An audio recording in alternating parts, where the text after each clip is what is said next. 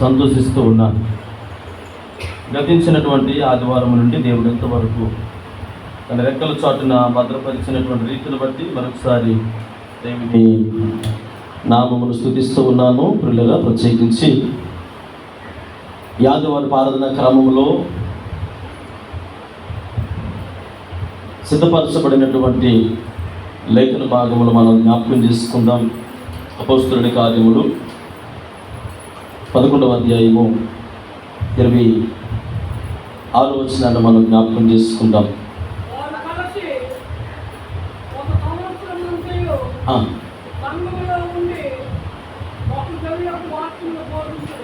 వారు కలిసి ఒక సంవత్సరం అంతయు సంఘములో ఉండి బహుజనులకు వాక్యమును బోధించిరి. ఆ తర్వాత మొట్టమొదట అంతియొక్యలో శిష్యులు క్రైస్తవులు అనబడింది. హల్లెలూయా. పిల్లల జ్ఞాపకం చేసుకోండి, ఎవరు క్రైస్తవులు అని అంటే యేసుక్రీస్తు ప్రభు వారిని అంగీకరించిన వారందరూ క్రైస్తవులు. అంటే దేవుని మందిరానికి వచ్చిన వారందరూ క్రైస్తవులు కాదు. మరి మనం చేయవలసినటువంటి పనులు ఏంటి? క్రైస్తవులుగా పిలువబడాలంటే ఎలాంటి అర్హత కలిగి ఉండాలి? క్రైస్తవులుగా మనము దేవుని దృష్టిలో ఆయనకు అనుకూలమైనటువంటి బిడ్డలుగా ఉండాలంటే మరి కొన్ని రకాలైనటువంటి క్వాలిఫికేషన్, ఒక ఉద్యోగానికో లేదంటే వివాహమునకో ప్రతిదానికి అర్హతలు మనము చూస్తూ ఉంటాము. మరి దేవుని బిడ్డలుగా ఎంచబడడానికి ఎలాంటి అర్హతలు కలిగి ఉండాలి అనేది మరి ఉదయకాలము మీతో కొన్ని విషయాలు పంచుకోవడానికి ఇష్టపడుతూ ఉన్నాను. క్రైస్తవులు ఎలా ఉండాలి అని అంటే మనకు తెలుసు, ప్రత్యక్ష గుడారములో అతి పరిశుద్ధ స్థలము ఒకటి ఉంది. ఆ అతి పరిశుద్ధ స్థలములో దేవుని యొక్క మందసపు పెట్టి ఉంటుందా? ఎక్కడుంది మందసం పెట్టి? అతి పరిశుద్ధ స్థలంలో ఉంది. అందులో ఏమేమి ఉంచబడ్డాయి? మందసపు పెట్టిలో ఏమేమి ఉంచబడ్డాయి ఏమండి? చెప్పండి. 3 వస్తువులు ఉన్నాయి. ఏమేమి ఉంచబడ్డాయి? మందసంలో ఏమేమి ఉంచారండి? పద్దెనిమిది పల్లకలు ఇక్కడే ఉన్నారు అందరూ. హల్లెలూయా, హల్లెలూయా. మందసపు పెట్టెలో మోషేకి దేవుడు ఇచ్చినటువంటి 10 ఆజ్ఞల పలకలు ఉంచబడ్డాయి. మన్నా గిన్నె ఉంది. ఆ తర్వాత ఇంకా అదన్నమాట. ఈ 3 కూడా మందసపు పెట్టెలో పెట్టిన తర్వాత అతి పరిశుద్ధ స్థలంలో ఉంచారు. అయితే అతి పరిశుద్ధ స్థలంలో ఉంచబడినటువంటి ఆ మందసపు పెట్టుకున్నటువంటి అర్హత ఏంటంటే దేవుని యొక్క మహిమ స్వారూప్యము అనగా దేవుని యొక్క మహిమ ఆ ప్రత్యక్షపు గుడారములో అతి పరిశుద్ధ స్థలములో ఉన్న మందసము మీదకు మాత్రమే దిగి వస్తుంది. అంత మాత్రాన అది ఎన్నడూ కూడా గర్వించదు.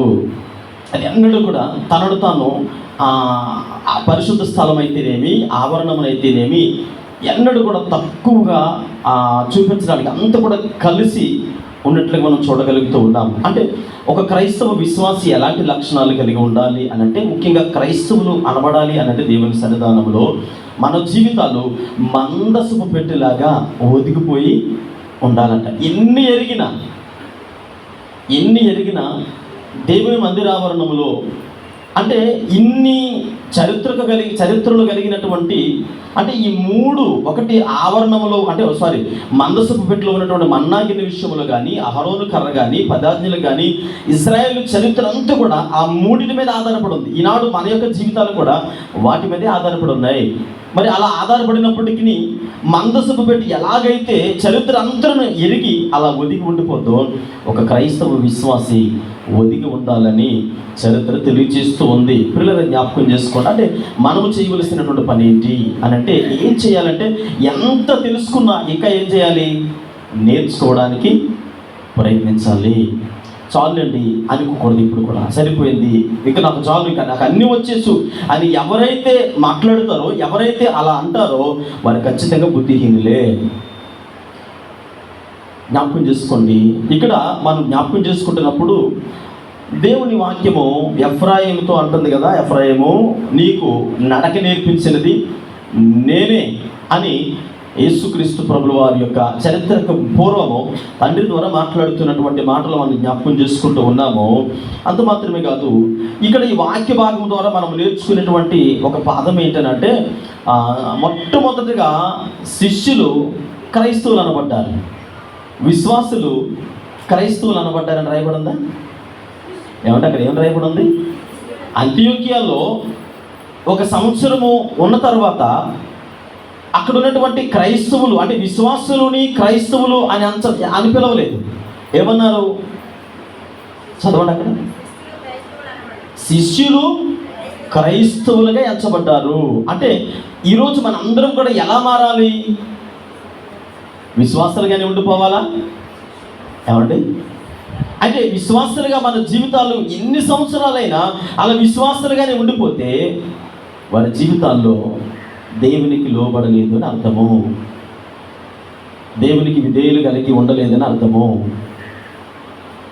ఎవరైతే దేవుని సన్నిధానంలో శిష్యులుగా మార్చబడతారో, శిష్యుడు అంటే అర్థం ఏంటి? అసలు ఎవరిని శిష్యుడు అంటారు? తనకంటూ ఒక ప్రత్యేకమైన వ్యక్తిని గురువుగా ఎంచుకొని తన దగ్గర సమస్యను నేర్చుకునేవాడే శిష్యుడు. అవునే కదా? అబ్బాయి ఇప్పుడు నేను శిష్యుడు కాదు అనుకుంటే మరి మీకు గురువు ఎవరు? యేసుక్రీస్తు ప్రభుల వారు ఏమనంటారంటే, ఇక్కడ ఎవ్వరు కూడా గురువులు లేరు, ఒక్కడే గురువు. ఎవరైనా? యేసుక్రీస్తు ప్రభులు.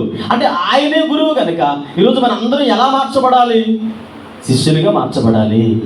శిష్యులుగా మార్చబడకుండా లేదండి నేను ఇంకా విశ్వాసగానే ఉంటాను, నేను విశ్వాసగానే జీవిస్తాను అనంటే మన జీవితాలలో లేనిపోయినటువంటి ప్రమాదాలకు గురవ్వాల్సి వస్తుంది. అంత మాత్రమే కాదు, విశ్వాసిగా ఉండి చాలామంది ఆలోచన విధానం ఎలా ఉంటాయంటే నాకు అన్నీ తెలుసు అని ఎవరైతే అంటారో, మీరు చూడండి కొన్ని కార్లు డ్రైవింగ్ చేస్తారు కదా, కార్ డ్రైవింగ్ చేసేటప్పుడు వెనకతల ఒక బోర్డు, ముందు ఒక బోర్డు పెడతారు, ఎల్ బోర్డు పెడతారు. ఏ కార్ అయితే ఎల్ బోర్డు పెట్టి ఉంటుందో ఆ వెనకతలు వచ్చే కారు కానీ లేదా ఆ సైడ్ నుంచి వెళ్ళేవారు కానీ ఏమనుకుంటారంటే ఈ వ్యక్తి కొత్తగా నేర్చుకుంటున్నాడు, అతనికి పెద్దగా డ్రైవింగ్ మీద ఎక్స్పీరియన్స్ లేదు కాబట్టి ఆ బండిని క్రాస్ చేసేటప్పుడు కూడా చాలా జాగ్రత్తగా క్రాస్ చేస్తారు. అంటే ఎల్బోర్డ్ బండి ఎందుకంటారంటే అతను కొత్తగా నేర్చుకుంటూ ఉన్నాడు. అంటే ప్రతి వ్యక్తి కూడా తన జీవితంలో ఎలా ఉండాలి? నేర్చుకునేవాడిగా ఉండాలి. దేవుని వాక్యంలో ఎవరైతే నేర్చుకునేవారుగా ఉంటారో వారి జీవితాలలో వారి శిష్యులుగా పిలువబడుతూ ఉన్నారు. ఈరోజు దేవుని సముఖంలో మనం ఎలాంటి జీవితాన్ని కలిగి ఉండాలి అనంటే మరి శిష్యరకాన్ని దేవుని సముఖంలో కలిగి ఉండాలని దేవుని సేవకుడిగా తెలియజేస్తూ ఉన్నాను. అయితే దేవుని సముఖంలో మనందరం కూడా దేవుని ఎరిగిన తర్వాత కొన్ని రకాలైనటువంటి అలవాట్లు నేర్చుకుంటాం. క్రైస్తవులు అనబడిన తర్వాత అంటే ఏ మందిరానికి వచ్చిన తర్వాత ఏం చేస్తామంటే నేను క్రైస్తవురాలు అంటాం కదా. విశ్వాసులుగా పిలవబడిన తర్వాత ఎవరు చెప్పకుండా నేర్చుకునే విషయాలంటే చెప్పండి. 1 ప్రార్థన, 2వది పాటలు పాడడం, 3వది వాక్యం చదవడం, ఆ తర్వాత సువార్తలకు వెళ్ళడం, ఆ తర్వాత గొర్రె కూడికలకు వెళ్ళడం. ఇది ఎవరు కూడా మనకు పర్టికులర్గా చేయబట్టుకుని ఓనమాలు దిద్దించినట్టుగా నేర్పించవలసిన అవసరం లేదు. అంటే ఇప్పుడు వీటన్నిటిని మించి ఇందాక సీతమ్మ గారు చెప్పారు, సాక్ష్యాలు చెప్పడం కూడా నేర్చుకోవడమే. అంటే ఏమి నేర్చుకున్నా మనము స్వతహాగా నేర్చుకున్న దేవుని సన్నిధానం, వీటన్నిటిని మించి ఇంకేదో దేవుని సన్నిధిలో నేర్చుకోవాలని దైవజనుడు తెలియజేస్తూ ఉన్నాడు. అయితే ఇప్పుడు వాయిద్యాలు వాయించడం కూడా అది స్వతహాగా నేర్చుకుంటాం. దేవుని మందిరంలోకి వచ్చినట్టు ఇవన్నీ కూడా ఒక క్రమంలో క్రైస్తవులమి విశ్వాసులు అనగానే మందిరంలోకి వచ్చిన వెంటనే ఒక వ్యక్తి ఏదైనా ఇన్స్ట్రుమెంట్ వాయిస్తున్నాడంటే అతను చూసిన తర్వాత మనకు కూడా ఆసక్తి కలుగుతుంది. ఒకరు ఎవరైనా పాట పాడుతున్నారంటే మనము కూడా పాటలు పాడడానికి ఇష్టపడతాం, వాక్యాన్ని బోధిస్తాం, వాక్యాన్ని చదువుతాం, ఇవన్నీ కూడా ప్రార్థన చేస్తాం. అవన్నీ ఎలా నేర్చుకున్నాం? మామూలుగా వచ్చేసాయి. అయితే ఇవన్నీ నేర్చుకున్నంత మాత్రాన శిష్యులుగా మారిపోతామా? మరి శిష్యులు అవ్వాలంటే ఏం చేయాలి?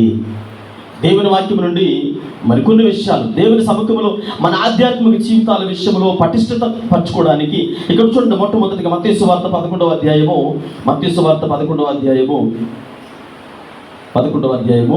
28వ వచనం నుండి చదవండమ్మా.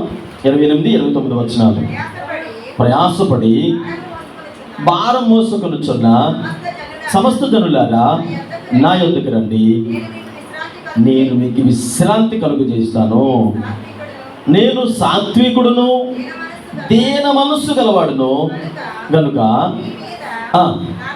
చాలండి. ఇక్కడ మొట్టమొదటి విషయం ఏంటంటే, ఎప్పుడు క్రైస్తవులు అనబడతారు, ఎప్పుడు దేవుని సన్నిధానంలో శిష్యులుగా పిలువబడతాము అని అంటే, ఇన్స్ట్రుమెంట్స్ ప్లే చేయడము, పాటలు పాడడము, వాక్యము చదవడము, ప్రార్థన చేయడము, సాక్ష్యాలు చెప్పడము, లేదంటే సువార్తలు ప్రకటించడము, దేవుని పరిచర్యలు, అంటే మందిరావరణంలో చేసే ప్రతి పని సర్వసాధారణంగా అందరితో కలిసి వెళుతుంది కాబట్టి వచ్చేస్తూ ఉంది. అయితే క్రైస్తవులు లేదా శిష్యులను ఎప్పుడు పిలువబడతాము అని అంటే, మొట్టమొదటిగా ఇక్కడ దైవజనుడి ద్వారా మాట్లాడుతున్నటువంటి విషయం ఏంటంటే, మొట్టమొదటిగా మనం నేర్చుకోవలసింది విశ్రాంతిలో ప్రవేశించాలి అని అంటే, ఎవరు విశ్రాంతిలో ప్రవేశిస్తారు? దాని కొరకు వచ్చిన వారికి. అయితే ఏం చేయాలి అంటే, మొట్టమొదటిగా సాత్వికమును దీన మనస్సును కలిగి ఎక్కడ నేర్చుకోవాలట? చదవండి 29వ వచనము. నేను సాత్వికుడును దీన మనస్సు గలవాడును గనుక ఎత్తుకొని నా యొద్ద నేర్చుకొనుడి. చాలండి. ఏం చేయాలట? ఇప్పుడు దేవుని సన్నిధానంలో స్వతహాగా చూసి నేర్చుకున్నవి కొన్ని అయితే శిష్యులుగా మార్చబడాలి, లేదా దేవుని సన్నిధిలో ఆయనకు అనుకూలమైనటువంటి బిడ్డలుగా మనం ఉండాలి అని అంటే ఏం చేయాలి అని అంటే, మొట్టమొదటి విషయము ఆయన దగ్గరికి వెళ్ళి నేర్చుకోవాలి. ఎలా నేర్చుకోవాలి? ఆయన అంటాడు, నేను సాత్వికుడును దీన మనస్సు గలవాడును, నా దగ్గరకు వచ్చి నేర్చుకునండి అని మాట్లాడుతూ ఉన్నారు ఆయన. పిల్లలు జ్ఞాపకం చేసుకోండి, డబ్బులు పెట్టి కొనకుండా వచ్చేది కోపం. డబ్బులు అవసరమా? ఏమంటారు తెలుసా? ఇదిగో కొట్టడం ఏమన్నా కొనుక్కు రావాలా అంటాడు. ఏమంటారు తెలుసా? కొట్టు చూద్దాం, కొట్టు చూద్దాం అంటది. కొట్టు చూద్దాం అంటే నేనంటాడు కొట్టడం ఏమైనా కొనుక్కు రావాలా? అదే శుక్రవారం చంద్రకి వెళ్ళి కొనుక్కొచ్చేది కాదు, మన చేతుల్లో పనే. కొట్టు చూద్దామంటే కొట్టడం కొనుక్కు రావాల్సిన అవసరం లేదమ్మా. అటు కొడితే ఎలా కూడా తెలుసా? మా అన్నయ్యకి అర్జెంటుగా. అంతేనా? అంటే కోపం అనేది మన జీవితంలో ఆటోమేటిక్గా వచ్చేస్తుంది. ఉద్రేకము, ఆవేశము, పగ, ద్వేషము, కక్ష, ఇవన్నీ కూడా మన జీవితంలో ఎప్పుడైతే మన జీవితంలో ఉంటాయో నువ్వు విశ్వాసిగా క్రైస్తవుడిగా పిలువబడలేవు. మీకు అర్థమవుతుందండి? ఎందుకు పర్టిక్యులర్గా 1 year ఉన్న తర్వాత అంతియోకియాలో శిష్యులు మాత్రమే క్రైస్తవులుగా పిలువబడ్డారంటే, శిష్యుడు అవడానికి కొన్ని అర్హతలు ఉన్నాయి. ఎవరు ఆ శిష్యుడు అనంటే, అన్ని విషయాలలో దేవునికి విధేయత కలిగి ఉండాలి. ఎన్ని విషయాలలో? అర్హత కలిగినటువంటి వ్యక్తిని దేవుడు ఎలా మార్చుకుంటూ ఉన్నాడు? శిష్యుడిగా మార్చుకుంటూ ఉన్నాడు. ఆ శిష్యుడే ఏమని పిలువబడుతూ ఉన్నాడు? క్రైస్తవుడు.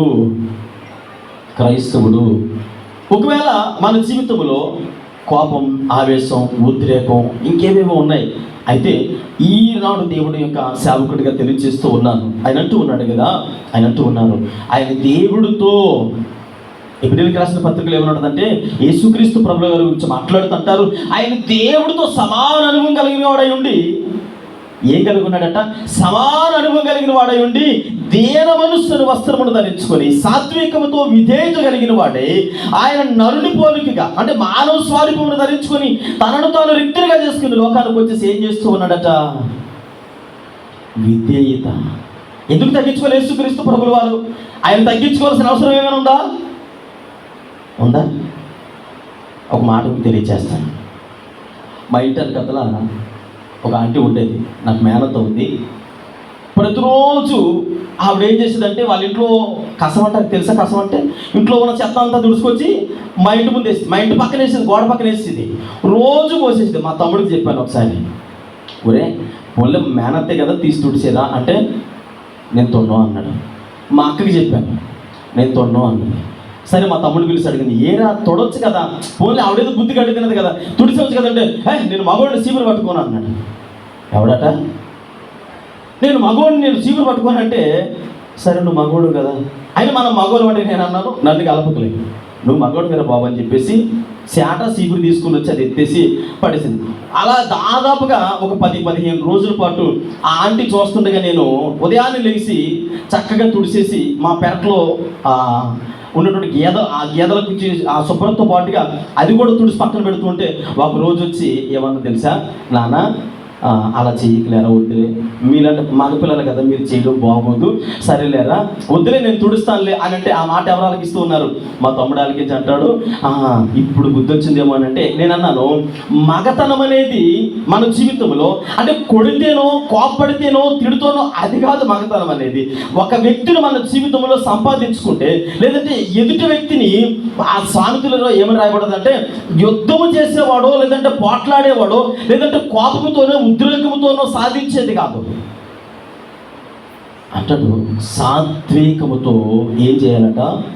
యేసుక్రీస్తు ప్రభువు వారు అంటారు, నీకు ఉద్రేకం ఉంది, కోపం ఉంది, ఆవేశం ఉంది, భయపెట్టో లేదంటే బెదిరించో నీ పిల్లలనో భార్యనో లేదంటే ఇంకా వేరే వేరే వ్యక్తులను మనం ఏదైనా చేయొచ్చు, కానీ ప్రేమతో సంపాదించుకోవడం అనేది చాలా సజీవ సాక్షిగా ఉన్నటువంటి తల్లిగారు తపస్వి లక్ష్మి గారు మన మధ్యలో ఉన్నారు. ఒకరోజు నేను పాస్టమ్ గారు వాళ్ళ ఇంటికి వెళ్ళాం. ఏడుస్తున్నాను. నాకు అర్థం కాలేదు, అమ్మ ఏమైందమ్మా, సమయానికి బాగోలేదా? అది కాదు నాన్న, చాలా వేదనకరమైన పరిస్థితి, 1 సంవత్సరం నుండి నేను దుఃఖంతో ఉన్నాను. మా ఇంటి పక్కనే ఉన్న ఆవిడ రోజు నన్ను పేరు పెట్టి, నా కొడుకుని పేరు పెట్టి తిడుతూ ఉంది. రోజు మమ్మల్ని దుమ్మెత్తి పోస్తుంది. వీళ్ళు ఎప్పుడు నాశనం అయిపోతారో, వీళ్ళ కొడుకు ఎప్పుడు నాశనం అయిపోతారు రోజు తిడుతుంది. మా వైపు ఇలా వెళ్ళిపోతూ ఉంటే ఇంటి ముందు నుంచి ఇలా చెయ్యబెట్టి చూపిస్తుంది. నాన్న ఏం చేయాలి అర్థం కాదు. అమ్మ ప్రార్థన చేద్దాం, దేవుడికి కార్యం చేస్తాడు, మనం ఎవరిని ఏమనొద్దు అని ప్రార్థన చేసి వచ్చేసాం. ఆ మరుసటి రోజు సాయంత్రం వచ్చి ఆవిడ నమ్ముకుంటూ చర్చిలో ఏం చెప్పింది తెలుసా? అయ్యండి ఆవిడ ఇల్లు ఖాళీ చేసి వెళ్ళిపోయిందండి అంట. ఎదుటోళ్ళు నష్టపోవాలన్నది నా ఉద్దేశం కాదు. దేవుడు కార్యం చేయాలనుకుంటే ఎలాంటి వ్యక్తినైనా ఎక్కడ కూర్చోబెట్టవాలో అక్కడ కూర్చోబెడతాడు. అంటే యేసుక్రీస్తు ప్రభువు వారు అంటారు, నీవు విశ్రాంతిలో ప్రవేశించాలంటే ప్రతి ఇంటిలో నెమ్మది లేకుండా ఉన్నామేమో. నేను అంటాను, మన ఇంట్లో నెమ్మది లేదు, నా పిల్లల వల్ల నెమ్మది లేదండి, నా భార్య వల్ల నెమ్మది లేదండి, నా భర్త వల్ల నెమ్మది లేదండి, సమాధానం లేదండి అంటే నువ్వు విశ్రాంతి పొందాలంటే చూడండి, పగలంతా కష్టపడి అమ్మయ్య అని ఇలా పరుపు మీద బెడ్ మీదకి వెళ్ళి మనశ్శాంతిగా పడుకునే వాళ్ళు అంటారు కొంతమంది. ఏమంటే మీకు ఏ సీకేస్ అంతా లేదండి అంటాం చాలా మందిని చూసినప్పుడు. ఎందుకు తెలుసా? ఆ ఇంట్లో ఏముందో తెలుసా? విశ్రాంతి పొందుతూ ఉన్నారు, సాత్వికంతో, దీనత్వంతో, నెమ్మదితో ఉన్నారు కనుక ప్రశాంతమైన వాతావరణం ఆ ఇంట్లో ఉంది. అంటే వారు ఎవరి మీద ఆధారపడ్డారు? దేవుని మీద ఆధారపడ్డారు కనుక ఆ ఇంట్లో ఏం కలుగు చేస్తున్నాడు? దేవుడు నెమ్మదిని కలుగు చేస్తున్నాడు. అందుకని నేను దీన మనస్సు గలవాడిని, సాత్వికం గలవాడిని, నా దగ్గరికి వచ్చి ఏం చేయండి? నేర్చుకోండి.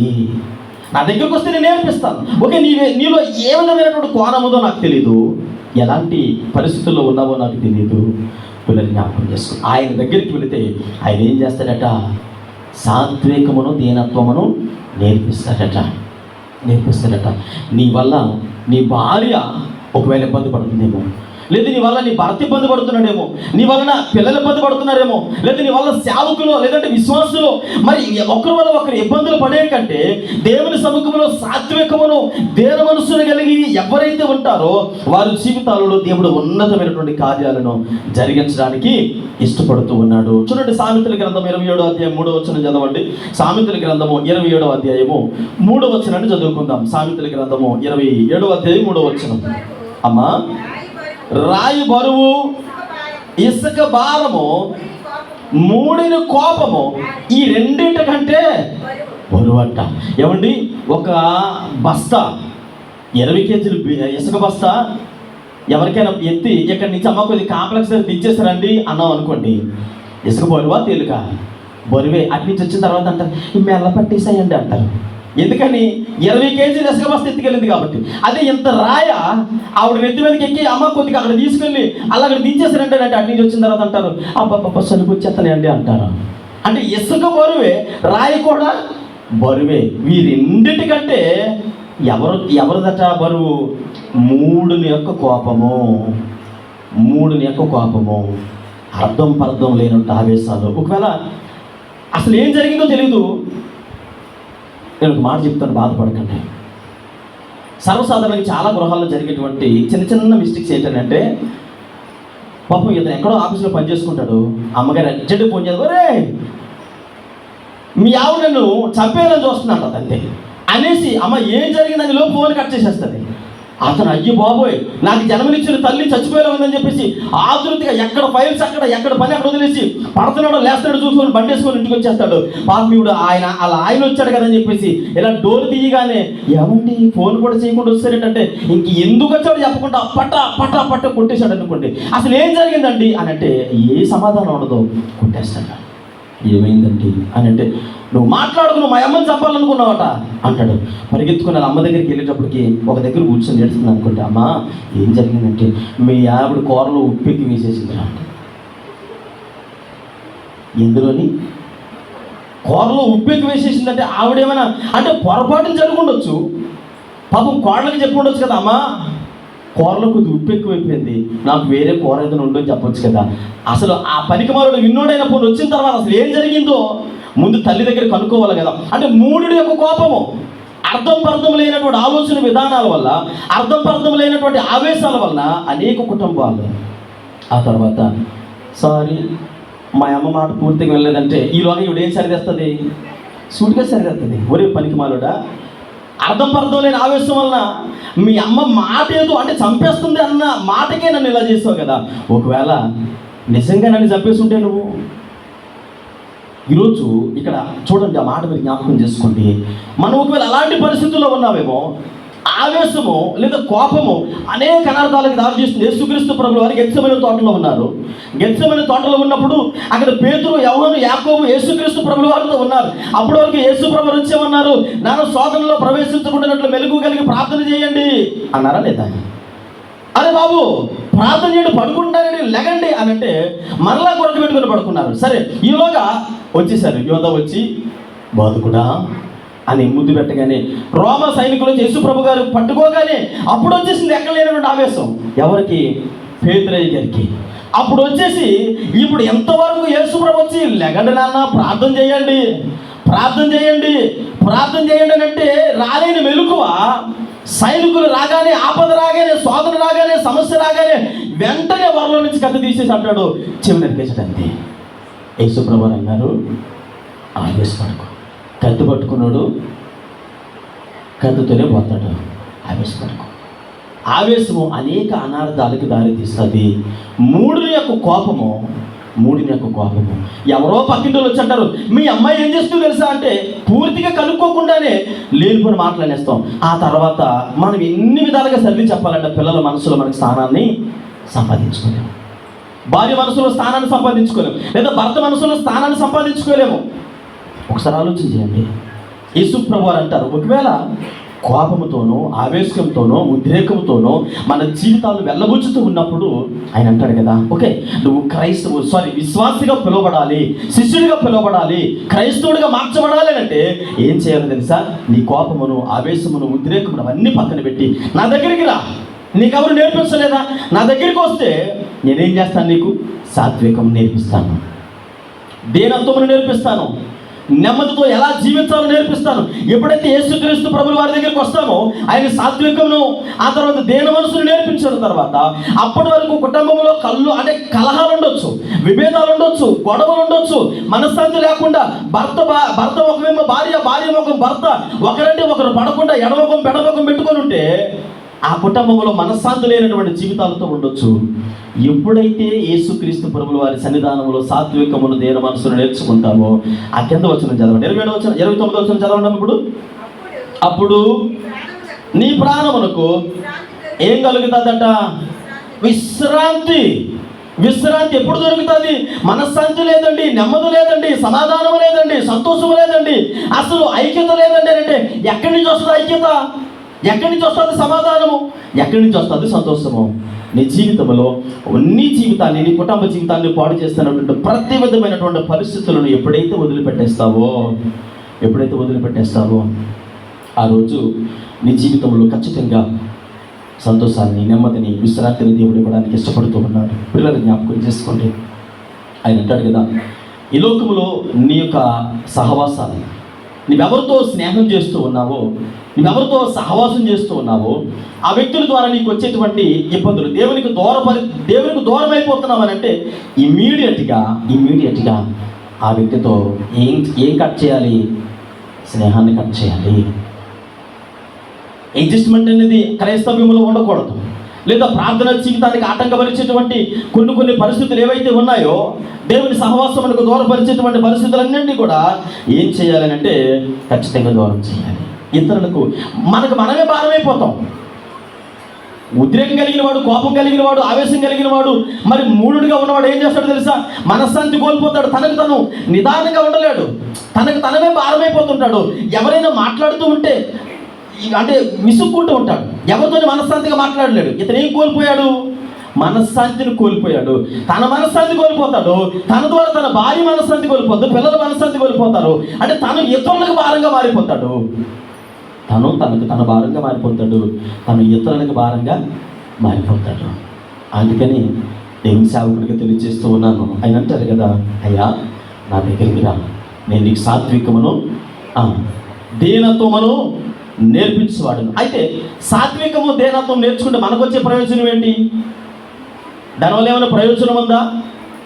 అసలు నేను దేవుని సన్నిధికి వచ్చాను, ప్రార్థన చేసుకున్నాను, అన్ని బాగానే చేస్తున్నాను కాబట్టి ఈ సాత్వికము దీనత్వం నాకు అవసరమా అని అంటే, చూడండి ఒక మాట జ్ఞాపకం చేసుకుని యెషయా గ్రంథము 63వ అధ్యాయము 14వ వచనం చదవండి. యెషయా గ్రంథము 63వ అధ్యాయము 14వ వచనం. అమ్మా, పల్లమునకు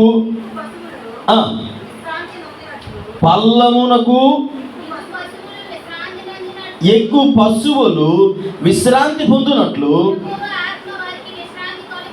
ప్రభువకు యెహోవా ఆత్మ వారికి విశ్రాంతి కలుగు చేసెను. నీకు ఘనమైన పేరు కలుగునట్లు నీవి జనులను నడిపించితివి. హల్లెలూయా, హల్లెలూయా. ఎందుకు మనకి సాత్వికము దీనత్వం ఎందుకు అవసరం అని అంటే, ఇక్కడ ఈ మాట కొద్దిగా మన మనస్సుల్ని హత్తుకునేలాగా కఠినంగా ఉంటుంది. పశువులు, మీరు ఎప్పుడైనా పశువులు మేపేటువంటి ప్రదేశానికి వెళ్ళినప్పుడు మెరక ప్రాంతం అంటారు. ఏదైనా మెరక ప్రాంతం ఎక్కేటప్పుడు పశువు యొక్క బరువు అంతా కూడా వెన్ను మీద ఉండిపోద్ది, వెనకతల భాగం మీద ఉండిపోయి చాలా కష్టంగా ఎక్కుతుంటుంది, చాలా భారంగా ఎక్కుతుంది. ఎందుకంటే దాని బరువు అంతా ఎక్కడుంది? వీపు మీద ఉంది కనుక ఎక్కడం చాలా కష్టము. అదే పల్లపు ప్రాంతానికి ఎత్తైన ప్రదేశం నుండి దిగువ స్థానానికి దిగేటప్పుడు ఎంత ప్రశాంతంగా దిగుతుంది అంటే, మొత్తం బరువు అంతా కూడా కాళ్ళ మీదకి వచ్చేస్తుంది. హ్యాపీగా టకమని అడుగులు వేసుకుని దిగి వచ్చేస్తుంది. అందుకని ఇక్కడ అంటారు చూడండి, పల్లమునకు దిగు పశువులు విశ్రాంతి నొందునట్లు ఏమనుకుంటాయంట? కొండ ఎక్కేటప్పుడు, మెరక ప్రాంతం ఎక్కేటప్పుడు ఎప్పుడు దిగుతానో అనుకుంటుందట. ఈ ఎత్తైన ప్రదేశము బరువంతా మోసుకొని ఎక్కుతాను, ఎప్పుడు దిగుతాదో, ఎప్పుడైతే పల్లపు ప్రాంతానికి దిగేస్తుందో అనుకుంటుందట, అమ్మయ్య ప్రాణానికి నెమ్మది దొరికింది, విశ్రాంతి దొరికింది, హాయిగా ఉందని టపా అడుగులు వేసుకుని దిగేస్తుందట. పల్లపు ప్రాంతమునకు దిగినటువంటి పశువులు వలె విశ్రాంతి నొందినట్లు యెహోవా ఆత్మ వారికి విశ్రాంతి, ఎవరికి విశ్రాంతి కలుగు చేస్తుందంటే సాత్వికమును దీనత్వమును పొందుకున్న వారికి. సాత్వికమును దీనత్వం పొందుకున్న వారు దేవుని సముఖంలో ఎలా ఉంటారనంటే నిజ క్రైస్తవులుగా ఉంటారు, దేవునికి శిష్యులుగా ఉంటారు. సాత్వికము దీనత్వం ఉన్నవారు చాలా జాగ్రత్త కలిగి ఉంటారు. వారి ఆలోచన విధానాలు లేదా వారి యొక్క తలంపులు దేవునికి అనుకూలమైనటువంటి రీతిలో ఉంటాయని దేవుని సేవకుడిగా మనం చేస్తూ ఉన్నాం. దేవునికి ఆయాసకరమైనటువంటి కార్యాలు ఏవి కూడా వారి దగ్గర కనబడవు. నోటి మాటల్లో కానీ, ప్రవర్తనలో కానీ, ఆ తర్వాత వారు చేసే ప్రతి పనిలో కానీ ఎవరిని చూపిస్తారు? యేసు క్రీస్తు ప్రభువుల వారిని ప్రతిబింబిస్తారు. యేసు ప్రభు వారిని చూపిస్తారు. ఉదాహరణకి మనకి ఎవరి గురించో అనవసరం, ఒక్క వ్యక్తి గురించి చెప్తాను, మదర్ తెరేసా గారి గురించి. ఆవిడ చనిపోయే చాలా సంవత్సరాలు అవుతుంది. ఈనాటికి కూడా ఎందుకు ఆమె పేరు అందరూ జ్ఞాపకం చేసుకుంటారంటే, క్రీస్తు స్వారూప్యమును ధరించుకొని దేవుని ఆత్మాభిషేకమును పొందుకొని నిజ క్రైస్తవ విశ్వాసిగా దేవునికి శిష్యురాలిగా ఈ లోకములో బ్రతికి ఉన్నన్ని దినాలు కూడా యేసుక్రీస్తు ప్రభువు వారికి తనలో చూపించింది. హల్లెలూయా, హల్లెలూయా. అంటే అలాంటి స్వారూప్యం వస్తుంది ఎవరికి? సాత్వికమును దీన మనస్సును పొందుకున్న వారికి. ఈ సాత్వికము దీన మనస్సు లేకపోతే ఏం చేస్తారో తెలుసా? ఈనాడు కొంతమంది క్రైస్తవులను చూస్తూ ఉంటాం. మీరు చూడండి, ఈ టీవీ ఛానల్స్లో కానీ ఈనాడు మరి భయంకరమైనటువంటి దుర్భరమైన పరిస్థితి ఏంటంటే సేవకులే దేవుని వాక్యాన్ని విశ్వాసులకు ప్రకటించడానికి బదులు, రక్షణ సువార్తను ప్రకటించడానికి బదులు, నశించిన దాన్ని వెతికి రక్షించడానికి యేసుక్రీస్తు ప్రభుల వారు వచ్చారు.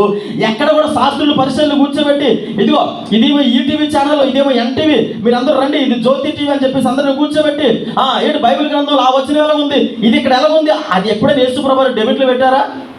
ఎక్కడైనా వాదోపవాదనలు చేశారా? యేసు ప్రభు వారు చేసింది ఒక్కటే, ఇదిగో నశించిన వెతికి రక్షించడానికి వచ్చాను. మీరు మూర్ఖ తరము, ఈ తరం వారికి వేరుగా బ్రతకండి, మారు మనసు మంది పాప క్షమాపణ నిమిత్తము ప్రతివాడు బాప్తిస్మం పొందాలి, ఇదే చెప్పారు ఆయన. అంతే తప్ప ఆ వచనం ఎలాగుంది, అసలు ఆ వచనం అక్కడ అలాగే ఎందుకు రాశారు? వీడితో పెద్ద తత్వవేత్తలాగా. నేను అనుకుంటాను, వేరే పని పాటు లేక, తిన్నది అరక్క, ధనం ఎక్కువైపోయో, లేదంటే ఏ పని పాటు లేక బైబిల్ గ్రంథాన్ని వాడి ఆత్మకు వాడి రక్షణ జీవితాన్ని కలిగి ఉండకుండా ఇది ఒక పెద్ద ఫ్యాషన్ అయిపోయింది. దాన్ని కొంతమంది ఎలా చూస్తారో తెలుసా? అబ్బా ఏం ప్రశ్నించాడండి, ఏం ప్రశ్నించాడు, ఎవరిని ప్రశ్నిస్తూ అంటే ఈ రోజు ఒక అన్యుడి దగ్గరికి వెళ్ళి దేవుని నామాన్ని తీసుకొని సమాజంలో పెట్టేస్తున్నారు. ఏమంటే నేను ఒక మాట అడుగుతాను, భార్య భర్తలు అనేవారు చాలా చక్కటి జీవితాన్ని దేవుడు ఇచ్చాడు. భార్య భర్తల జీవితం అనేది చాలా అదృష్టకరమైనది, ఆశీర్వాదకరమైనది. వారి యొక్క వైవాహిక జీవితము ఎక్కడ జీవిస్తారు? ఇద్దరు భార్య భర్తల వైవాహిక జీవితము ఒక గదికి పరిమితం అవుతుందా, లేదంటే సమాజంలో 4 రోడ్ల మధ్యలో పెడతారా కాపురం? ఎక్కడండి? భార్య భర్తల యొక్క వైవాహిక జీవితం ఆశీర్వాదకరంగా ఉండాలంటే ఎక్కడ ఉండాలా? చాలా చక్కగా 10 మందిలో వారు చక్కటి సాక్ష్యాన్ని పొందుకోవాలంటే వారికంటూ ప్రత్యేకమైన స్థలం ఉంది. రోడ్డు మధ్యలో కూర్చోబెట్టుకొని ఇలా రాసుకొని పూసుకొని లేదా గిల్లుకొని గిచ్చుకొని తిరుగుతుంటే అప్పుడు అందరూ చూసి ఏమంటారు? మరి ఇటు బుద్ధి ఉందా లేదా, అసలు కడుపు కూడితే గడి తిన్నాడు అంటారు. అవునా కదా? క్రైస్తవం ఈరోజు అలా తయారైపోయింది. దాన్ని ఎంకరేజ్ చేసే వాళ్ళు చాలామంది అయిపోయారు. అంటే మూర్ఖతరము, మూడు స్వభావము. దేవుని వాక్యం నీకు ఏం బోధిస్తూ ఉంది, నీ జీవితాన్ని నువ్వు కట్టుకోవడం నేర్చుకోవాలా. నీ పిల్లలు ఏమైపోతూ ఉన్నారు, నీ కుటుంబం ఎక్కడికి వెళ్ళిపోతూ ఉందో, రేపు నీవు దేవుని సముఖంలో ఆయన సన్నిధానంలోకి చేర్చబడేటువంటి గుంపులో ఉన్నావో లేదో చూసుకోవడం మానేసి, అదేదో సామెత ఉందట, గులి మీద పోస దాని మచ్చ చూసుకోకుండా ఊరందరూ వెతుకుతుందట. ఈరోజు క్రైస్తవ విశ్వాసులుగా ఎందుకు మన జీవితాలు సమాజంలో బయటకు వెళ్ళిపోతున్నాయంటే చూడండి, ఇక్కడ మనకి ఒక మాట మీకు జ్ఞాపకం చేస్తాను. యెషయా గ్రంథం 63:14 చదివినట్లయితే, దేవుని ఆత్మ లేకపోతే అనేకమైనటువంటి అలజడులకు దారి తీసేటువంటి స్వభావాలు, అనేకమైనటువంటి పరిస్థితులు, విశ్రాంతిలో ప్రవేశించరు ఇలాంటి వారు.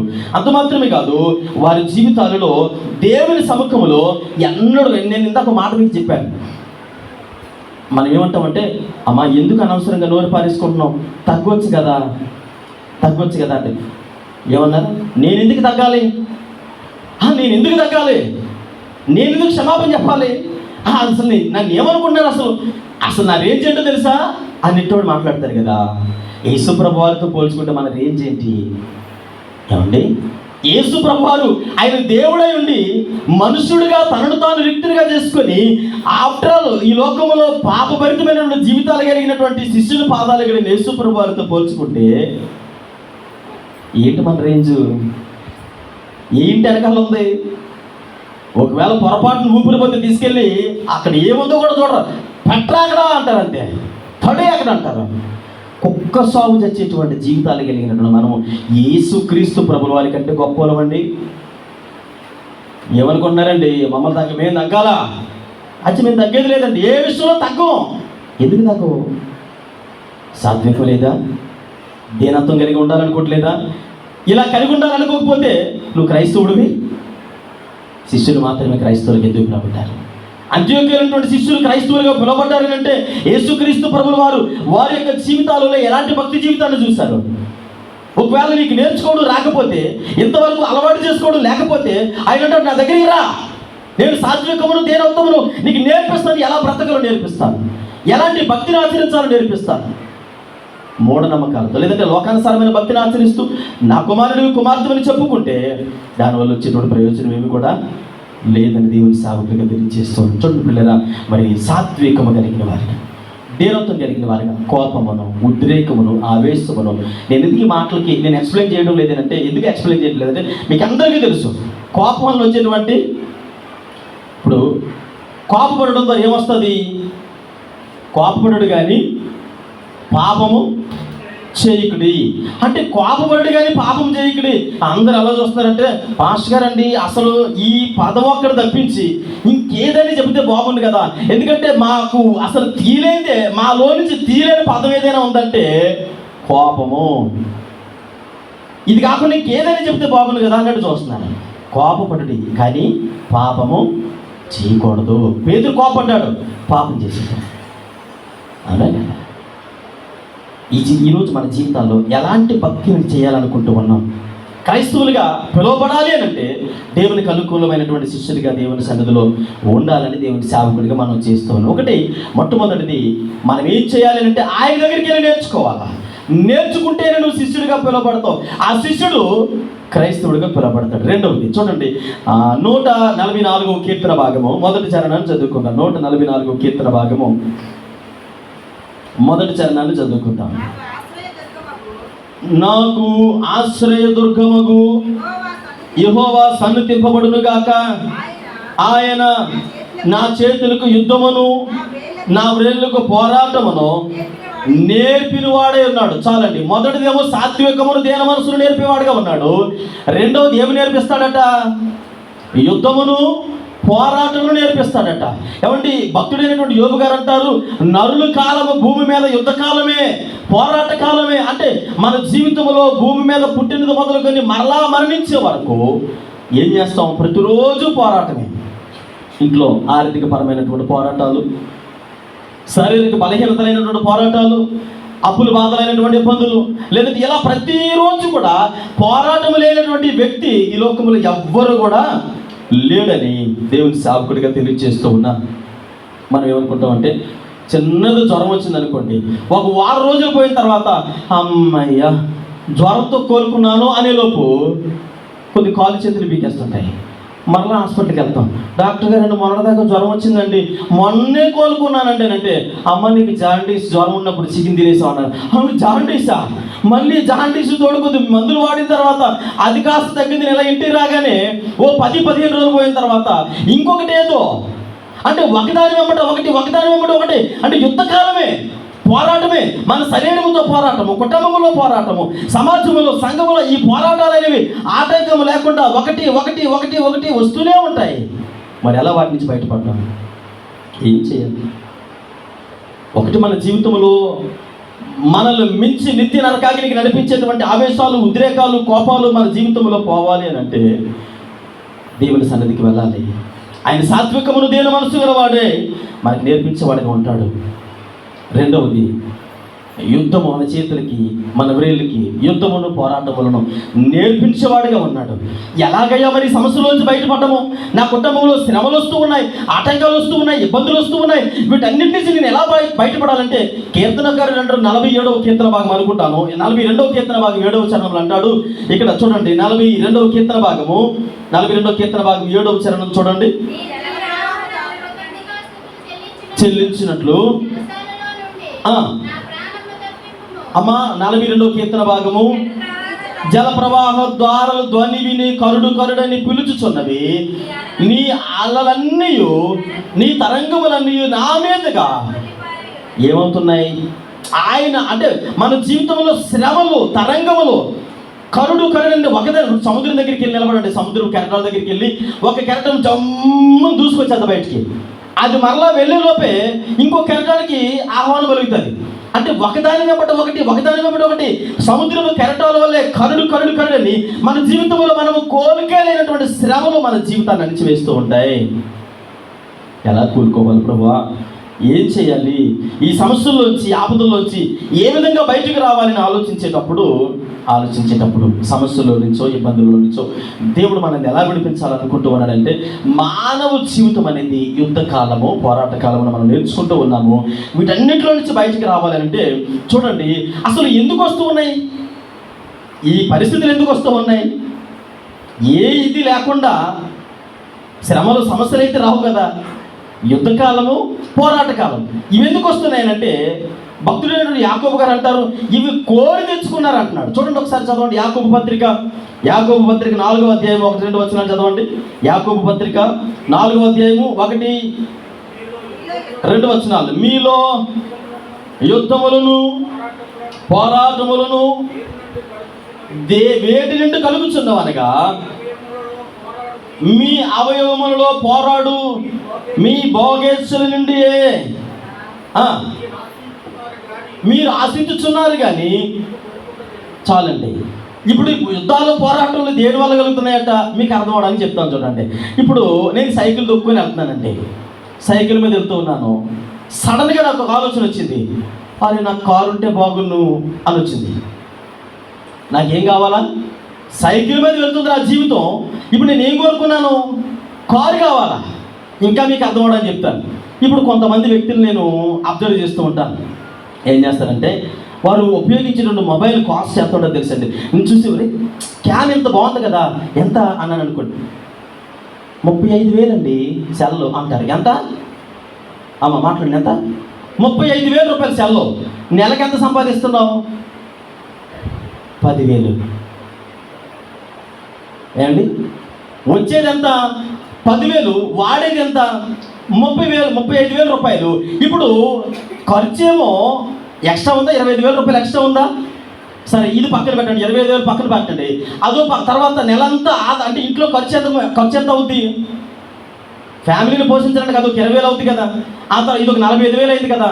ఆ తర్వాత అయ్యగారు హాస్పిటల్కి వచ్చని, ఆ తర్వాత మధ్యలో మళ్ళీ ఈ నెలలో కనీసం 1-2 సార్లైనా రెస్టారెంట్లు కానీ అటు వెళ్తుంటాడు కదా, మరి దానికి ఒక 5,000 వేయండి.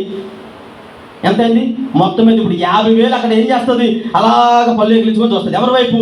అయ్యగారి వైపు చూస్తుంది. అయ్యగారు ఆదాయం ఎంత? 10,000. అంటే ఎక్స్ట్రా ఇప్పుడు బడ్జెట్ భారం ఎంత పడింది? 50,000 రూపాయలు పడింది. ఇప్పుడు యుద్ధాలు పోరాటాలు ఎందుకంటే అడ్డదారులు దొక్కడానికి అవకాశాలు ఉన్నాయా లేవా? మాట్లాడండి. వచ్చేది 10,000, ఖర్చు అయ్యేది 50,000. ఇప్పుడు భోగేచ్ఛలు మన ఇష్టానుసారంగా మన జీవితాన్ని అనేకులకి భూతద్దములు పెట్టించి, నేను అదేదో సామెత మింగ మెతుకలేదు కానీ మేసాలకి సంపెంగునట. ఇప్పుడు మనోడికి మెయింటెనెన్స్కి లేదు, అసలు కడుపు నింపుకోవడానికి దన్నం లేదు, కానీ చేతిలో మాత్రం ఏ మొబైల్ అండి? మొన్నే దిగింది అసలు ఫస్ట్ పీస్ మనదే అంటాడు. ఫస్ట్ వాయిదా కట్టేది కూడా మనోడే. ఏం చేస్తాడు తెలుసా? అక్కడికి ఒక 5,000 ఉంటే, 2,000 ఉంటే, 3,000 ఉంటే, 4,000 ఉంటే, మొత్తం పోగొట్టిన తర్వాత కట్టేస్తాడు. ఆ మరుసటి రోజు వచ్చి దగ్గర కూర్చుంటారు వాళ్ళు. ఇప్పుడు ఏమంటా తెలుసా?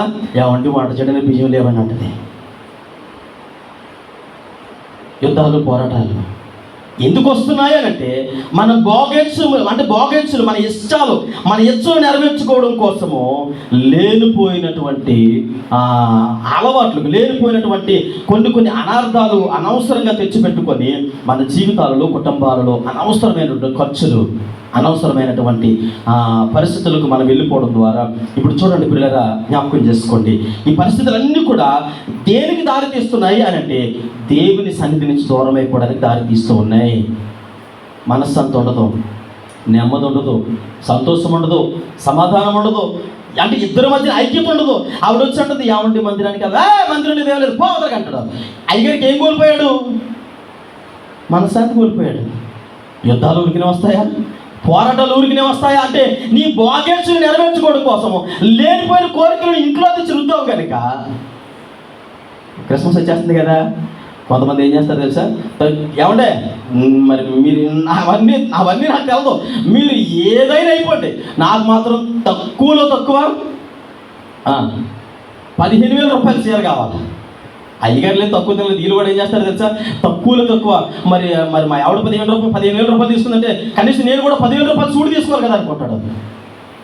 ఏమంటే అవసరమా? కొంతమందికి అవసరమే, రాబడి ఉంటే. లేనప్పుడు సంతోషకరమైనటువంటి జీవితాలు, ఉన్న దాంట్లో సంతృప్తికరమైనటువంటి జీవితాలు. యుద్ధాలు పోరాటాలు ఎందుకు వస్తున్నాయి అంటే నీ భోగేచ్ఛల విషయంలో లేనిపోయిన కోరికలు, లేనిపోయినటువంటి అలవాటులు తెచ్చుకొని దేవుని సన్నిధికి దినదినము దూరమైపోయినటువంటి క్రైస్తవ విశ్వాసాలుగా ఉంటూ ఉన్నారు. ఇక్కడ మీరు జ్ఞాపకం చేసుకోండి. ఇప్పుడు నేను ఒక మాట మీకు జ్ఞాపకం చేస్తాను.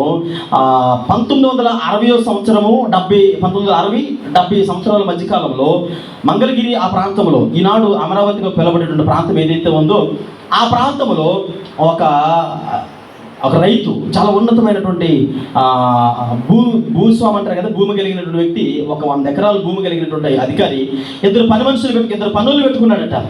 వాళ్ళిద్దరు కూడా ఆ అధికారి దగ్గర కౌలుకి చేస్తూ ఉన్నారు, కూలి పని చేస్తూ ఉన్నారు.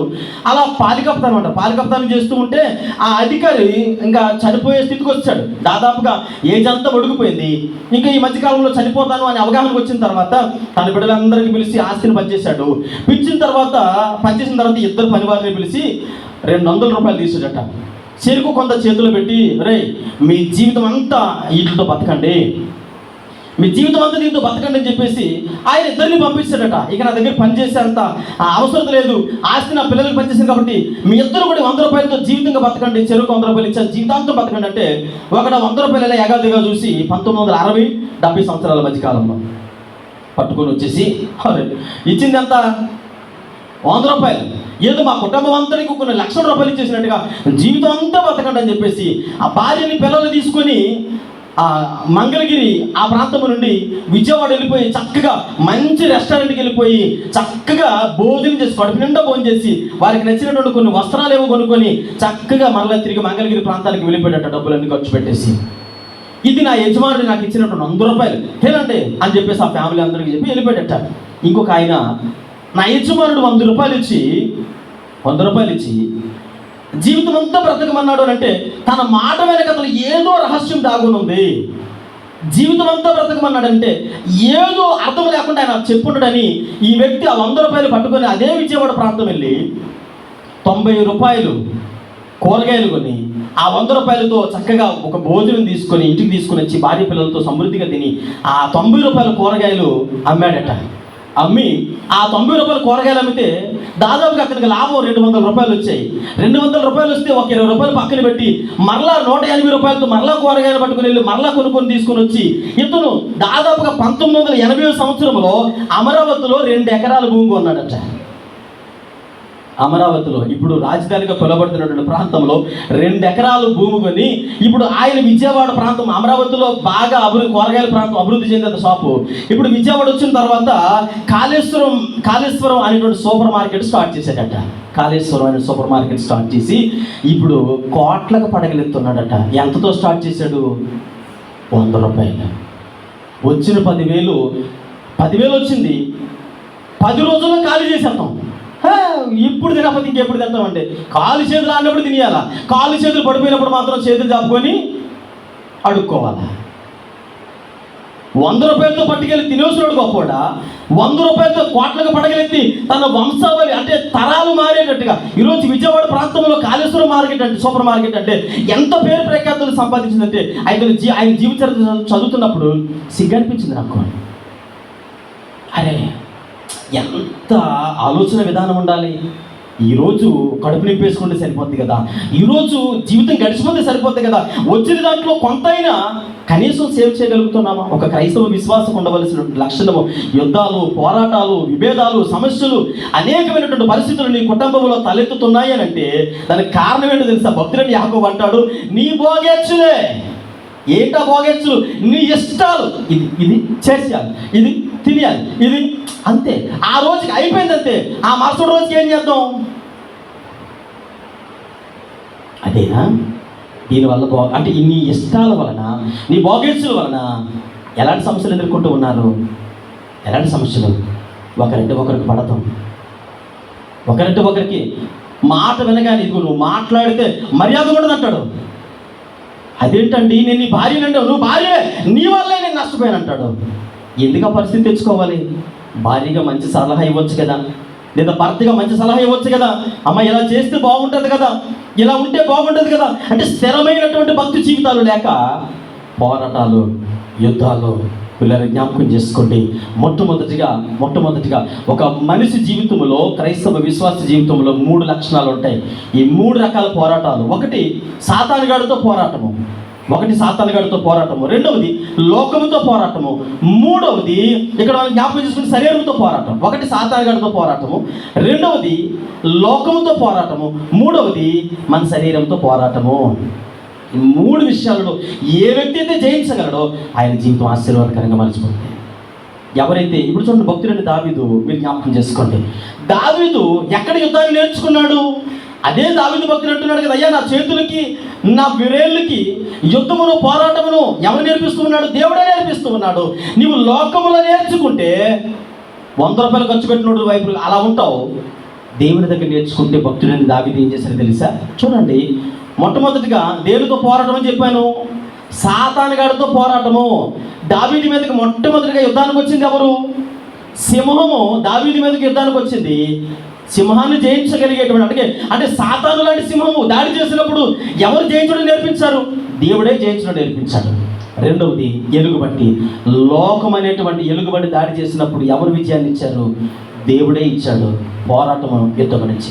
మూడవది శరీరమైనటువంటి గొలియాతు దావీదు మీదకి వచ్చినప్పుడు దేవుడే విజయాన్ని ఇచ్చాడు.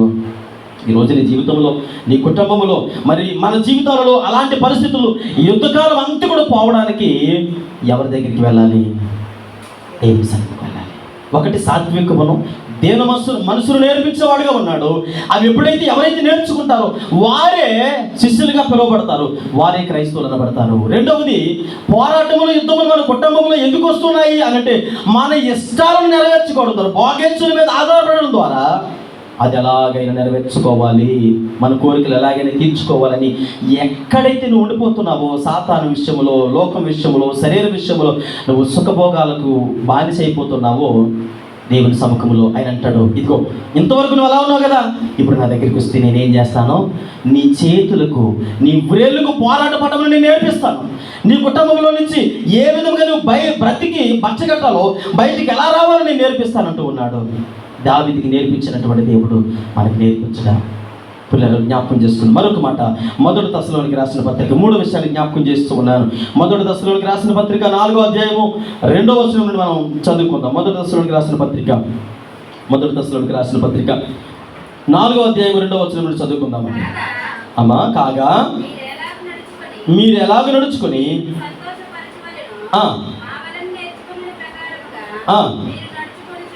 నడుచుకొనిచున్నారు. చదవండి చాలండి. దేవుణ్ణి సంతోషపరచవలనని మా వలన నేర్చుకున్న ప్రకారముగా ఎవరిని సంతోషపరచడానికట? ఏమండి? దేవుణ్ణి సంతోషపరచడం నేర్చుకోవాలట. అంటే దేవుణ్ణి సంతోషపరచడం ఎలా, ఏ విధంగా దేవుణ్ణి సంతోషపరచగలము? ప్రార్థన చేయడం ద్వారా దేవుణ్ణి సంతోషపరచగలమా? వాక్యం చదవడం ద్వారా దేవుణ్ణి సంతోషపరచగలమా? లేదంటే మరి స్వార్థ ప్రకటించడం ద్వారా దేవుని సంతోషపరచగలమా అని అంటే, ఇక్కడ ఆయన అంటూ ఉన్నాడు కదా, ఒక్కటి అంటాడు ఆయన. ఏమంటాడంటే, పరిశుద్ధ జీవితాన్ని కలిగి ఎవరైతే జీవిస్తారో, పరిశుద్ధత కలిగి జీవించడం ద్వారా ఎవరిని సంతోషపరచగలము? పరిశుద్ధత లేకుండా దేవుణ్ణి ఎట్టి పరిస్థితులు కూడా సంతోషపరచలేము. పరిశుద్ధత లేకుండా ఆయన తనను తాను తగ్గించుకునే రీతిగా లోకానికి వచ్చి ఆయన నిష్కలంకమైన జీవితాన్ని కలిగి జీవించాడు. ఆయన అంటాడు ఒకటే మాట, నేను పరిశుద్ధుడిని కనుక మీరును కూడా అలా జీవించండి, అప్పుడు నాకు సంతోషము. అంటే మీకు నచ్చినట్లుగా మీ ఇష్ట ప్రకారంగా జీవించేసి, మీకు అనుకూలమైనటువంటి జీవితాన్ని జీవించి మరి అనేక రకాలైనటువంటి చట్ట వ్యసనాలకు బానిసలైపోతూ ఉన్నారు. నేను క్రైస్తవునండి, నేను దేవుని విశ్వాసినండి. ఎవరికి విశ్వాసమే? పేకల మొయ్య తాగి దేవుడిని ఆరాధించడం విశ్వాసమా?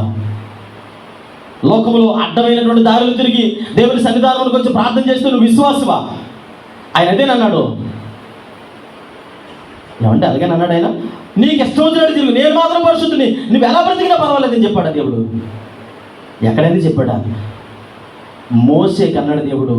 మన భాషలో, మనకు అర్థమయ్యే భాషలో చెప్పాలంటే అసలు ఎవడం అని అడిగితే దేవుడు అంతే. ఎవరిని? భూమి అంతటి మీద సాత్వికుడు ఎవరిని పిలబడుతూ ఉన్నారు? మోసేకి ఇచ్చిన పేరు అది, ఆయన ఇచ్చిన బిరుదు అది. దేవుడే స్వయంగా చెబుతున్నాడు, ఇదిగో భూమి మీద సాత్వికుడు అనే పేరు పొందిన వ్యక్తి ఎవరైనా ఉన్నారంటే మోసే. అలాంటి మోసేని పిలకబట్టుకొని జాడించి అక్కడ అంత ఉండిపోయిన అవసరం లేదు నాకు అన్నాడు దేవుడు. వెళ్ళాడా కన్నడ దేశం? మోసేకే దిక్కులేదు, మనమెంత మన బ్రతికులెంత. లోకములు మనకి నచ్చినటువంటి జీవితాన్ని జీవిస్తాం, వెచ్చలివిడి తనానికి అలవాటు పడిపోతాం. ఏమనంటే ఏమన్నా తెలుసా, దేవుడు ప్రార్థన చేస్తే అన్ని ఆయన క్షమించేస్తానన్నాడు కదండి. ఆయన మార్కర్తో చెరిపేసినట్టుగా అది చూడండి, తప్పు రాసామనుకోండి, వైట్ మార్కర్ తీసుకొస్తాం, అది కొద్ది దిద్ది అని అంటాం. క్రైస్తవ జీవితం అలాంటిది కాదు, మచ్చలాగే ఉంటుంది. దేవుడి దగ్గరికి వెళ్ళిన తర్వాత పై వైట్ తిరుగుతుందేమో కానీ లోపల అలాగే ఉంటుంది. ఏమండి? నేను ఎవరిని ఆలోచన చేయండి. భయంకరమైనటువంటి వ్యసనాలు, భయంకరమైనటువంటి అపవిత్రత, లోకములో మరి వెచ్చలు పెడతాను. మీరు చూడండి, క్రైస్తవ జీవితము దేనితో పోలుస్తున్నాడంటే భక్తుడు కొండ ఉంటుంది కదండి. చూడండి, ఆ మాట చదవండి, మీరు ఆ వాక్య భాగం చదవండి. 147 కీర్తన భాగం 11వ చరణం చదవండి. 147 కీర్తన భాగము 147 కీర్తన భాగం. నా యందు భయభక్తులు గలవారు యెహోవా ఆనందించువాడైనాడు. చాలండి. ఇక్కడ చూడండి, తన యందు భయభక్తులు గలవారి యందు తన కృప కొరకు ఏం చేస్తారట? అదే తెస్సలోనికీ పత్రిక, మొదటి తెస్సలోనికీ రాసిన పత్రిక మనం చదువుకున్న 4వ అధ్యాయము 5వ వచనం చదవండి.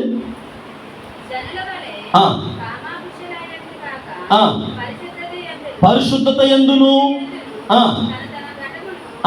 తన ఘటమును. ఘటం అంటే అర్థం ఏంటండి? కొండ, మట్టితో చేయబడిన కొండ. ఇప్పుడు చూడండి, బింది కొలాయి దగ్గర నిండిపోయిన తర్వాత ఏం పట్టుకుని తేలుస్తారు? నిండిపోయిన మట్టు పట్టుకుని లేపుతారు. బింది, స్టీల్ బింది ఇలా లేపి వెంటనే సైడ్ ఎత్తుకునేవారు ఉంటారు, భుజాల మీద ఎత్తుకునేవారు ఉంటారు, భుజం మీద పెట్టుకునేవారు ఉంటారు. కొండ నిండిన తర్వాత ఎక్కడ తేల్చాలో తెలుసండి? ఎక్కడ పట్టుకోవాలా? కింద భాగాన్ని పట్టుకొని జాగ్రత్తగా తేల్చాలి. అలా కాదని స్టీల్ బింది తేల్చినట్టు మట్టు పట్టుకొని తేలిస్తే కింద అడుగు భాగం ఏమవుద్ది? పగిలిపోద్ది. అంటే క్రైస్తవ విశ్వాస జీవితం ఎలాంటిదనంటే, నీకు నచ్చినట్లుగా లోకంలో ఇష్టానుసారంగా జీవించి, నీకు నచ్చినటువంటి పనికిమాలిన జీవితం అంతా జీవించేసి దేవుని సన్నిధికి వస్తే మట్టు పట్టుకుని లేపినట్టుగా ఉంటుంది జీవితం. పగిలిపోద్ది ఒక రోజు దేవుని ముందు, మొత్తం బయటకు వచ్చేస్తుంది. దేవుడు అంటాడు, చాలా జాగ్రత్తగా ఉండాలి. పరిశుద్ధత కోరుకుంటాడు ఆయన. నీ ప్రార్థన, లేదా నువ్వు ప్రకటించే వాక్యమో, లేదా నువ్వు పాడే పాటలో, నువ్వు ప్లే చేసే ఇన్స్ట్రుమెంట్స్, లేదా నువ్వు స్వార్థ ప్రకటించినా, ఏం చేసినా, కొన్ని లక్షల కోట్ల రూపాయలు ఖర్చు పెట్టినా ఆయన అంటాడు, నువ్వు పాపేరా బాబు అంటాడు. అంతే. అని నేను పాపనేది ఆయన దృష్టిలో పాపే. మేబీ పాస్టర్ గారి దృష్టిలోనో, విశ్వాసుల దృష్టిలోనో, లేదంటే లోకస్తుల దృష్టిలోనో మనం అబ్బా మామూలు పాస్టర్ గారు ఎంత తెల్లటంగి చేశాడండి, ఆయన పరిశుద్ధుడు అండి, దేవదూతలా ఉన్నాడండి. అంటే లోపలేముంది అమ్మా? అపవిత్రత, పరిశుద్ధత లేకుండా దేవుని సంతోషపెట్టలేవు. ఆయన సంతోషించాలంటే నీ జీవితంలో ఆయన అంటాడు. అందుకే ఇక్కడ చూడండి, మనం చదువుకున్నాం, కీర్తనకారుడు అంటాడు, యెహోవా యందు భయభక్తులుగా వారు కలిగి ఉండాలట. దేవుని యందు భయభక్తులు కలిగి పరిశుద్ధత పాటిస్తేనే నీ యందు ఆయన సంతోషిస్తాడు. ఒకవేళ నీకు అలా సంతోషపెట్టడం రాలేదు, ఎలా సంతోషపెట్టాలో తెలియడం లేదు ఇంతవరకు, ఏం చేయాలో తెలుసా? ఆయన దగ్గరికి రా. ఆయన దగ్గరికి వస్తే ఆయన అంటాడు, నువ్వు ఎలా పరిశుద్ధత కలిగి జీవించాలో. పౌలు గారు ఏమన్నారు? నేను క్రీస్తుని పోలి నడుచుకున్న ప్రకారము. మరి ఆయన ఎందుకు నేర్చుకున్నాడు? మనం ఎందుకు నేర్చుకోలేకపోతున్నాం? మనకు అలవాటు అయిపోయింది కనుక, వదులుకోలేకపోతున్నాం కనుక, విడిచిపెట్టలేకపోతున్నాం కనుక, అందులో ఎడిక్ట్ అయిపోయింది, దానికి బానిస అయిపోయాం అనమాట. అందుకనే నిజ క్రైస్తవ విశ్వాసగా పిలువబడాలంటే శిష్యుడిగా నువ్వు పిలువబడాలి మొట్టమొదటిగా. ఆ తర్వాత క్రైస్తవులుగా ఏర్పాటు చేయబడాలి. చూడండి, మరి చివరిగా ఒక్క వాక్య భాగాన్ని చదివించి నేను ముగిస్తాను. చూడండి, యెషయా గ్రంథం 26వ అధ్యాయము 9వ వచనము చదవండి. యెషయా గ్రంథము. రాత్రి వేళ నా ప్రాణము నిన్ను ఆశించుచున్నది, నాలోనున్న ఆత్మ ఆసక్తితో నిన్ను ఆశ్రయించుచున్నది. అమ్మా, నీ తీర్పులు లోకములోనికి రాగా లోక నివాసులు నీతిని నేర్చుకోవాలి. నాకు తెలిసి పాత నిబంధన గ్రంథంలో ఒక ఆయన అన్నాడు, ఈ తరమంతట్లో ఇతడే నా కన్నులకు నీతిమంతుడిగా కనబడుతున్నాడని. ఇలా దేవుడు వేలు పెట్టి ఒక అతను చూపించారు. ఎవరండి ఆయన? ఎవరండి? నోవహు. ఈ తరమంతట్లో నాకు ఎవ్వరు కనపడలేదు, ఈతను ఒక్కడే కనబడుతున్నాడు అన్నాడు దేవుడు. నీతిని నేర్చుకోవాలి అంటే దేవుడు అక్కడ తీర్పులు ఇస్తూ ఉన్నాడు. మన జీవితంలో మనకు అర్థం కాని విషయం ఏంటంటే, దేవుడు మామూలుగా రోకట్లో పెట్టి చూడండి, అల్లం దంచుతారు తెలుసండి, టీలో వేయడానికి దంచుతుంటారు అప్పుడప్పుడు ఆడలు. టపా టపా టపా కొడితే అల్లం మొక్క కాస్త ఏమవుతుందో తెలుసా? మెత్తగా అయిపోతుంది గంధంలాగా. చక్కగా నల్లగొట్టిన తర్వాత దాన్ని ఏం చేస్తారు? టీలో పడేస్తారు. బాగా ఉడికి ఉడికి ఉడికి అందులో రసం అంతా దిగితే అల్లం టీ అండి అంటాం కదా. నీకు దేవుడు ఏం కల్పిస్తున్నాడు అంటే శ్రమలు కల్పిస్తూ ఉన్నాడు. ఆయన నీకు తీర్పులు ఇస్తూ ఉన్నాడు. ఆ వచనాన్ని మీరు జాగ్రత్తగా చదివితే ఆయన ఇచ్చే తీర్పుల ద్వారా మనం ఏం చేసుకోలేకపోతున్నాము, మారు మనసు పొందలేకపోతున్నాం. ఒక పక్కన అన్ని దేవుడు మొత్తుతూనే ఉంటాడు, ఒక పక్కన భయభక్తులు కలిగిస్తూనే ఉంటాడు. ఇదిగో అబ్బాయి నువ్వు చేసిన పరిగిది అంటే మనం ఏం చేస్తాం తెలుసా, సాతాను కూడా మమ్మల్ని అండి తెగ హింసించేస్తున్నాడు అని అంటాం. పాపం సాతాను గడికి ఏం తెలియదు. నువ్వు చేసిన పనులు బట్టి ఎవరిస్తున్నారంటే నీకు తీర్పులు దేవుడే కలిగిస్తూ ఉన్నాడు. అక్కడ అంతే కదండి రాయబడి ఉంది. చదవండి ఒకసారి వాక్య భాగం 9వ వచనము. రాత్రి వేళ నా ప్రాణము నిన్ను ఆశించుచున్నది, నాలోనున్న ఆత్మ ఆసక్తితో నిన్ను ఆశ్రయించుచున్నది. నీ తీర్పులు జాగ్రత్తగా గమనించండి. నీ తీర్పులు లోకములోనికి రాగా లోక నివాసులు నీతిని నేర్చుకుంటున్నారా? కింద వచనం చెప్తే నేనైతే నేర్చుకోలేకపోతున్నాను. ఎవరు నేర్చుకోలేకపోతున్నారట? నీతి తప్పిన వారు, దుర్మార్గంలో నడిచేవారు, దేవునికి ఆయాసకరంగా ప్రవర్తించేవారట. దేవుడు ఎన్నిసార్లు గద్దించినా అబ్బాయి మనకు కాదండి, ఇలా వాక్యం వస్తూ ఉంటే ఇలా మళ్ళిస్తారట. ఇదేమిటి ఎటు వెళ్ళిపోవాలా, ఈ చేతికి తగిలి ఆ పక్కోడికి అసలు అబ్బాయి ఆడికి నాకు కాదు, నేర్చుకోవాలి. దేవుడు నిన్ను గద్దిస్తూ ఉన్నాడు, తీర్పులు నీకు ఇస్తూ ఉన్నాడు, నీ పైన దేవుడు కోపగిస్తూ ఉన్నాడు. అప్పుడు నువ్వు ఏం చేయాలంటే ఆసక్తి కలిగి ఆ తీర్పుకు లోబడి, అయ్యా ఇంకెన్నడూ కూడా నేను అలాంటి బుద్ధిహీనమైనటువంటి పనులు చేయను, నీకు అనుకూలంగా ఉంటాను, నా జీవితంలో నీతిని నేర్చుకుంటాను. ఒకటి సాత్వికమును దీనత్వమును నేర్చుకోవాలి. రెండవది ఇక్కడ మనం జ్ఞాపకం చేసుకుంటూ పోరాటములు యుద్ధములు మనకి వస్తువునే కుటుంబంలో అయితే దాని నుంచి బయటపడాలంటే దేవుడు అంటాడు నీకు నేర్పిస్తాను రా, నీకు నీతి అంటే పోరాటములు ఎలా చేయాలో, యుద్ధాలు ఎలా చేయాలో నేర్పిస్తాను. అది శరీర బలంతో వినియోగించేది కాదు, దేవుని ఆధ్యాత్మిక బలంతో నేర్పించేది. మూడవది ఇక్కడ చూస్తే దేవుడిని ఎలా సంతోషపెట్టాలో ఇంతవరకు మనకి రాలేదు, నేర్పిస్తాను రా అంటాడు. నాలుగవది నీతి ఎలా నేర్చుకోవాలో అని అంటే దేవుడు అంటాడు నీకు నీతిని నేను నేర్పిస్తాను రా. 4 విషయాలు మనం నేర్చుకున్నాం. పిల్లలు జ్ఞాపకం చేసుకోండి. మరి ఆధ్యాత్మిక జీవితంలో అక్కడ అంత్యోక్యలో ఉన్నటువంటి బిడ్డలు శిష్యులు క్రైస్తవులుగా పిలువబడ్డారు అని అంటే వారి జీవితంలో ఎందుకు క్రైస్తవులుగా పిలువబడ్డారు అని అంటే వారు నేర్చుకోవడానికి ఇష్టపడ్డారు. అంటే శిష్యుడు ఎప్పుడు నేర్చుకోవడానికి ఇష్టపడాలా? నాకు అన్నీ తెలుసండి, నాకు అన్నీ వచ్చండి, నాకు అన్నీ అంటే మందసములో ఉన్నటువంటి మన్నాగిని చరిత్రను చూసింది, పదార్థులు పలక చరిత్రను చూసింది, అహరోను కర్ర చరిత్రను చూసింది. వాటికంటే జ్ఞానం కలిగిన వ్యక్తివా, వాటికంటే చరిత్ర కలిగిన వ్యక్తివా? మొచ్చగా 30 సంవత్సరాలు ఉంటాయేమో గట్టిగా తిప్పి కొడితే, ఒకవేళ 80 సంవత్సరాలు ఉంటాయేమో, 100 సంవత్సరాలు కలిగిన వారు మందిరంలో ఎవరైనా ఉన్నారా? లేమో. మరి వాటి చరిత్ర అంతా మందసపు బల్ల, దేవునికి లోబడి విధేయత కలిగి ఆయన చరిత్రను చాటి చెబుతూ ఉంది. మరి మనం ఎవరు చరిత్రను చాటి చెబుతూ ఉన్నాం? అపవాది గారి చరిత్రను చాటి చెబుతూ ఉన్నామా? దేవుని యొక్క విధేయతను చాటి చెప్పే వారిగా ఉంటూ ఉన్నామా? అపవిత్రతను కూడగట్టుకుని పాపానికి బానిసైపోయి, లోకానికి బానిసైపోయి అనేక రకాలుగా మనము పడిపోతూ ఉన్నాం. అప్పుడు నువ్వు ఎలా క్రైస్తవుడు అనబడతావు, ఎలా శిష్యుడు అనబడతావు? దేవుడు అంటాడు అసలు నువ్వెవరో నాకు తెలియదు అంటాడు. అవసరమా? ప్రార్థన చేసుకుందాం ప్రార్థన చేసుకుందాం దేవుని సముఖంలో. ఒకవేళ ఇంతవరకు దేవుని యొక్క మరి కుమారుడిగా కుమార్తెగా మనం ఉంటూ